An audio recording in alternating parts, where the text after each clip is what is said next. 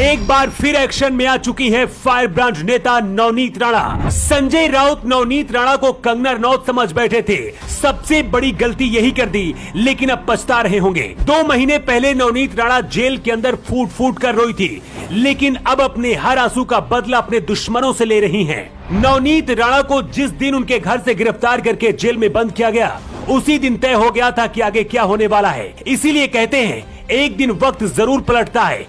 जो पुलिस संजय राउत के इशारे पर काम करती थी, अब वही पुलिस संजय राउत को पकड़कर घूम रही है। नवनीत राणा का संदेश दिल्ली तक पहुंच चुका था। जब संजय राउत मोदी और अमित शाह का मजाक बना रहे थे, घोटाले के पैसे को संभालने में लगे थे, इसी दौरान दिल्ली में हर दिन संजय राउत के नाम की फाइलें पलटी जा रही थी। नवनीत राणा पीएम मोदी और अमित शाह की बहुत खास मानी जाती हैं। निर्दलीय सांसद हैं, लेकिन हमेशा मोदी और अमित शाह के पक्ष में बोलती हैं। शायद यही वजह है कि मोदी खुद कई बार नवनीत राणा की तारीफ भी कर चुके हैं। लेकिन नवनीत राणा ने क्या किया है और आगे क्या करने वाली है, समझना तो इस पूरी रिपोर्ट को जरूर देखिएगा। आपको याद होगा 2 महीने पहले सांसद नवनीत राणा सड़क पर बैठकर हनुमान चालीसा पढ़ने लगी थी। तब महाराष्ट्र में उद्धव ठाकरे सरकार थी और संजय राउत उस वक्त खुद को मुख्यमंत्री समझ रहे थे। संजय राउत ने कहा था कि नवनीत राणा और उनके पति रवि राणा फर्जी हिंदुत्ववादी हैं, लेकिन ये फायर ब्रांड नेता झुकने वाली नहीं थी और उद्धव ठाकरे के घर मातोश्री के बाहर हनुमान चालीसा पढ़ने का ऐलान कर दिया था। इसके बाद शाम होते होते उद्धव ठाकरे सरकार की पुलिस ने नवनीत राणा और उनके पति रवि राणा को गिरफ्तार कर लिया।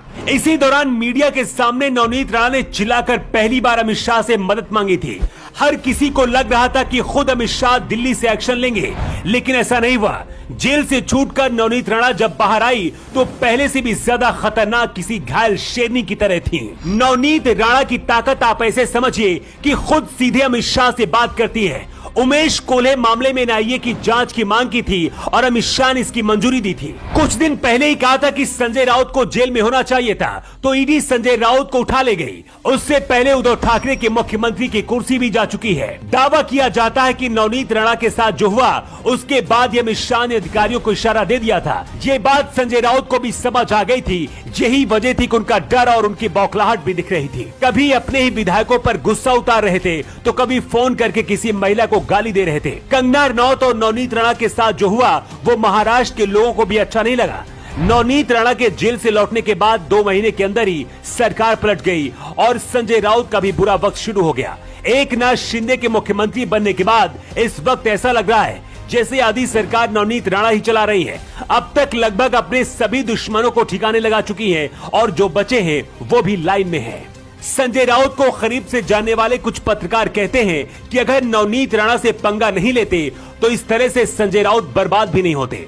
वैसे आपको क्या लगता है? आप अपना जवाब कमेंट बॉक्स पर जरूर दें। New times